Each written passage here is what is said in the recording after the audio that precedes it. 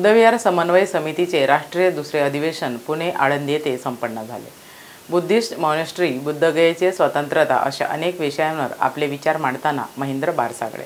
वो है बौद्ध समाज संघ का निर्माण, बुद्धिस्ट मॉनेस्ट्री का निर्माण, बुद्धिस्ट मॉनेस्ट्री एक्ट का निर्माण, बुद्ध गया महाबोधि विहार की आज़ादी, 22 प्रतिज्ञा का कानून के दायरे में अधिष्ठान, बौद्धों की शिखर संस्था निर्माण और बुद्ध विहारों का संकलन, ये सभी जो सब्जेक्ट है जिनके ऊपर अपने देश के कोने से आए हुए विद्वानों ने अपनी बात रखी और आपने समझ ली। मेरी समस्या ये है कि अपने आप को बौद्ध कहने वाले 65 साल से 70 साल से बौद्ध जैसा जीवन जी रहे लोग धम्म के रास्ते पर कब आएंगे? शील समाधि प्रज्ञा के रास्ते पर कब आएंगे? अगर ये होता है तो ये सभी जो बातें हैं वो सभी सुलझ जाएगी।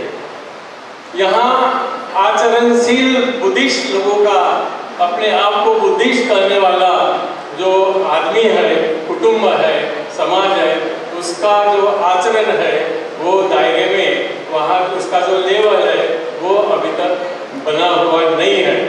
कुछ लोग उसमें अपवाद हो सकते हैं, कुछ लोग उसमें अपने आप को अलग कर सकते हैं, उसको मैं वंदन करता हूँ। मैं सब जगह जाता हूँ, विहारों का ऊपर हम लोग काम कर रहे हैं 5-6 साल से, तो मुझे दिखने को मिलता है कि आचरणशील बुद्धिस्ट फैमिली या आदमी अभी तक निर्माण नहीं हुआ है और इसके ऊपर हम लोगों ने पहले ध्यान देने की जरूरत है। डॉक्टर बाबा साहब आम्बेडकर जो अपने हमारे उद्धार करते हैं, उन्होंने 24 अक्टूबर 1951 को बुद्ध और उनका धम्म लिखने की शुरुआत की और 5 साल में 5 दिसंबर 1956 को पूरा किया और समाज को अपना जो बुद्धिस्ट बन गए थे 2 महीने पहले या 1.5 महीना पहले, उसके हाथ में वो किताब समाधि, उसके ऊपर अभी तक किसी बुद्धिस्ट विद्वान ने कमेंट्री नहीं लिखी।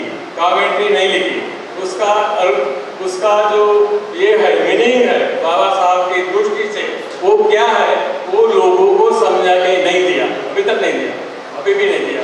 अभी एक आदमी लिख रहा है, मैं उसको बोला कि आप जल्दी पूरा करो, उसको मैं पब्लिश करूंगा और वो अभी 5-6 महीने वो पूरी होने वाले हैं। और जिसको जिस तरह से वो किताब समझ में आई, बाबा साहब ने ये नहीं कहा, बाबा साहब ने वो नहीं किया, बाबा साहब का कहना इस तरह का नहीं था, इस बातों में हम लोग उलझ गए और वो किताबों को ध्यान से पढ़ने की बजाय, वो किताबों की अभ्यास करने की बजाय, वो किताबों के ऊपर चर्चा करने की बजाय हम विवादों में उलझ गए। एक बात आपको समझ में आई होगी कि बाबा साहब ने वो जो किताब लिखा बुद्ध और उनका धम्म, वो किसको समर्पित किया? बाबा साहब ने बहुत सी सारी किताबें लिखी, लेकिन ये अपने आखिरी लाइफ में, आखिरी क्षणों में जो किताब लिखी है वो धम्मपद की एक गाथा को समर्पित किया। धम्मपद में बुद्ध वर्ग में जो गाथा है, वो गाथा को ये किताब बाबा साहब ने समर्पित किया। इस बात को हम बौद्ध लोगों ने ध्यान देने की जरूरत है। वो धम्मपद की जो गाथा है, सुखो बुद्धानुपादो सुखो सद्धम्म देशना सुखा समग्र सामग्री सुखो समगान तपो सुखो, ऐसी ये धम्मपद की गाथा है। और वो गाथा को ये बाबा साहब ने जो किताब लिखा बुद्ध और उनका धम्म, ये समर्पित कर दिया है। इसका मीनिंग क्या होता है? ये जो गाथा धम्मपद में आई है, बुद्ध वर्ग में आई है और तथागत महाभारत ने अपने जीवन काल में जो अनाथ पिंडक का वो जेतवनाराम है, वहाँ वो कथा कही थी। वो गाथा बाबा साहब ने जैसी की वैसी बुद्ध एंड धम्म उसके प्रस्तावना में लिखी है, उसको वो ग्रंथ समर्पित किया है। इसका मतलब क्या होता है? इसका मतलब ये होता है कि तुम अपने अंदर, तुम अपने हृदय में, तुम अपने चित्त में बुद्ध का उत्पाद करो, बुद्ध का उत्पाद करो, बुद्ध को जगाओ, बुद्ध को जगाओ अपने चित्त में। इसका मतलब क्या होता है? इसका मतलब है बुद्ध के जो 9 गुण है, बुद्ध के जो 9 गुण है, वो गुण तुम आत्मसात करो, धम्म आत्मसात करो और संघ मार्ग को आत्मसात करो। और ये गाथा इतनी महत्वपूर्ण है कि वो बाबा साहब की जो दिशा, ये किताब के लिखने की और ये प्रस्तुत करने की उनकी जो मनीषा थी, वो मूल मनीषा पूरा का पूरा ये गाथा के माध्यम से हमें दर्शाती है। तो ये इसके ऊपर हम लोगों ने काम करने की पहले जरूरत है। हमने अभी तक 60-65 साल में कोई सिस्टम खड़ा नहीं किया है। इसके लिए आंदोलन करो, उसके लिए आंदोलन करो, उसके लिए आंदोलन करो, लेकिन सिस्टम खड़ा नहीं किया है। समान संस्कृति, ब्राह्मण संस्कृति, ये भारत का इतिहास है, इसका संघर्ष भारत का इतिहास है, बाबा साहब बताते हैं।